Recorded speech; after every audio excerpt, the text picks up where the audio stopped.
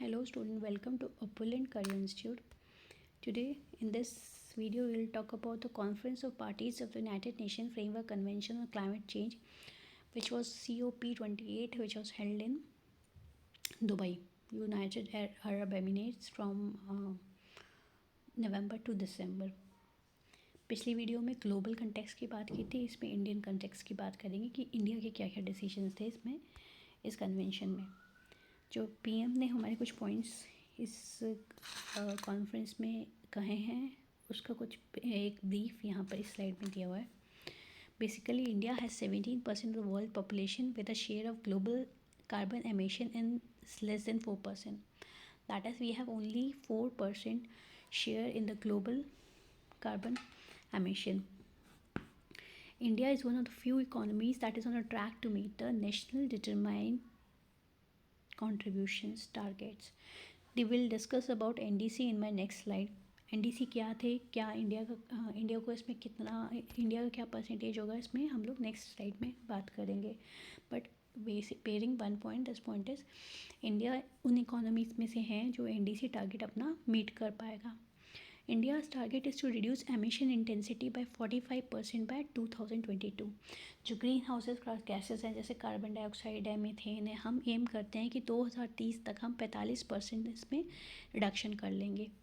India will increase the share of non fossil fuel to 50% of the mix. Next हमारे target है कि non fossil fuel का share हम लोग 50% तक रिड्यूस कर लेंगे. India is sticking to a net zero target of 2017. 2070 तक हमारा ये 2070 तक हमारा ये टारगेट है कि हम लोग ग्रीन हाउस गैसेस हैं जो हमारी उनका जो एमिशन का टारगेट है that will reduce by zero bye 2070. India and UAE ने together they launched a green credit initiative. Green credit initiative क्या होता है? Basically, this was started by Indian government for water conservation and afforestation. जो corporates water conservation and afforestation में initiatives लेते हैं या उसमें काम करते हैं, उनको green credit दिया जाएगा and that can be traded in the domestic market. So this is a initiative by the Indian government and this is a good initiative कि those points can be traded on the domestic market. So they will instill such type of measures in the economy. So India and UAE together launched the Green Credit Initiative. India ने एक अपनी तरफ से initiative लिया है कि through COP33 जो 2022 में हुआ 2028 में होगा, इंडिया ने उसको होस्ट करने का ऑफ़र दिया है. इसी के साथ कुछ ऐसे प्लेजेस हैं जो इंडिया ने नहीं साइन किए. बेसिकली 3 प्लेजेस ऐसे हैं जो इंडिया ने साइन नहीं किए. First was the green pledge. ये था global renewable and energy efficiency pledge which aims to triple renewable energy generation capacity by 2030 and calls for an end to new investment in coal significantly. India is not against renewable energy, but ये इसलिए India ने sign नहीं किया क्योंकि ये कहता है कि कोल के इन्वेस्टमेंट को फेज़ आउट करना है. फेज़ आउट का मतलब most of our power plants which are running on coal, they will be in problem if we phase out coal from the economy completely. अगर हम कोल रिमूव करते हैं इकोनॉमी से तो हमारी इकोनॉमी की जो ग्रोथ है दैट विल बी इम्पैक्टेड. तो हम लोग कम्प्लीटली फेज़ आउट के अगेंस्ट है और हम लोग कहते हैं will phase it down in small portions. So India did not sign the green pledge. Second जो इंडिया ने साइन नहीं की that was global methane pledge. That is to reduce global methane emission by 2030 over 2020 emission level. This was not signed because कि methane जो India में release होती है that is from paddy cultivation and from cattle rearing. So both of these are a part of our global farming. तो इसलिए global methane pledge भी India ने sign नहीं की थी, ग्लोबल ग्रीन प्लेज साइन नहीं की, ग्लोबल मीथेन प्लेज साइन नहीं की. तीसरी जो हमने साइन नहीं की दैट इज़ हेल्थ प्लेज. और हमने ये इसलिए क्योंकि इसलिए साइन ने की क्योंकि ग्रीन हाउस के एमिशंस अगर हम रिड्यूस करते हैं from the health sector immediately, so this will hinder our ability to provide medical services in the remote and undeserved area. मतलब बाहर के एरियाज़ में जो मेडिकल सर्विसेज प्रोवाइड करते हैं उनको हैम्पर करेगा, इसलिए we did not sign the health pledge. So what are the three basic pledge that we did not sign? The first one was the green pledge, the second one was the methane pledge, and the third one was the health pledge. और इसके पीछे basically reason वही रहा है कि we are not against the targets और we not against the climate, but these signing these pledges immediately will impact the performance of our economy. That is why we did not sign these pledges immediately. जो India का एक take रहा है इन sir की conference में to concept of climate equity to be included in future climate action plan. मतलब जो आप जितनी भी कंट्रीज़ का डेवलपमेंट है they are at different stages. आप जानते हैं world over economies are at different stages of development. तो जो टारगेट्स आप डेवलपिंग को दे हैं वो ही आप डेवलप कंट्रीज़ को देते हो, तो that will be in injustice towards the developing world.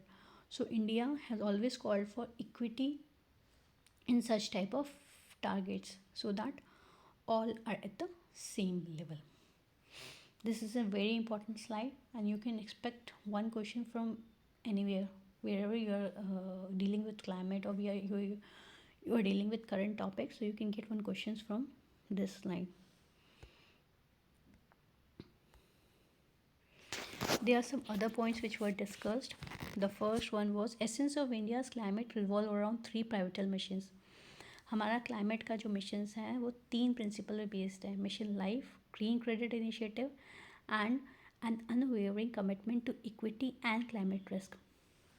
Mission life पे बेस्ड है, लाइफस्टाइल फॉर एनवायरनमेंट. मतलब आपके जितने भी मेजर्स होंगे that will be based on environment and that will be environment friendly. Green credit initiative I have already talked about. और equity यानी these type of measure should be equal for all the countries into existence. Then India Green Credit Initiative एक global India ने green credit initiative एक global platform पर release किया. India has now finalized its third national communication based on GHG inventory of 2000 along with initial adaptation communication. India ने third national communication अपना green house gas emission के basis पे release कर दिया है. India has successfully reduce the emission intensity विज़ GDP by 33% between 2005 and 19, thus achieving the initial target for 2030 11 years ahead of schedule time. Between 2005 to 19 हमारी जो emission intensity है of green house gas that has got reduce to 33% of GDP. तो यानी जो हमारा एक NDC target था जो हमें 2030 तक अचीव करना था वो हमने उससे पहले ही अचीव कर दिया. We have also achieve 40% of electric install capacity through non fossil fuel 9 years ahead of target.